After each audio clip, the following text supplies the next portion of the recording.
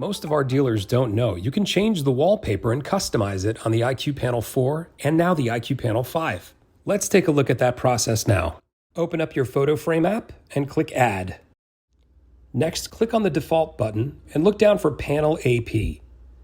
Next, you want to hit Start. Now, if you see Please Change Password before enabling Wi-Fi access point, this is how you change that. First, you want to go into Settings, Advanced Settings.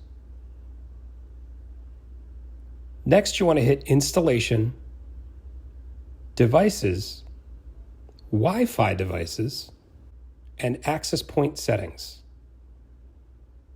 Enable your Wi-Fi access point, and it will ask you to change the password.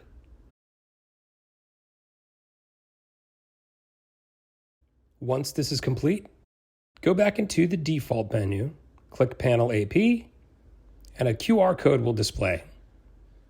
Scan this QR code first. This will enable the access point on your phone.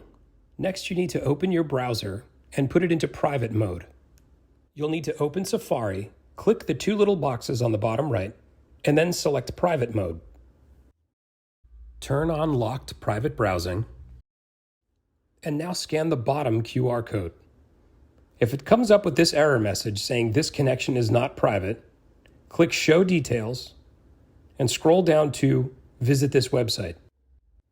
Now that this private connection is made, select Choose Files, Photo Library, and choose the pictures you want to move to your IQ panel. Keep in mind these images need to have a lower resolution than 1440 by 2560, and they must be JPEG or PNG.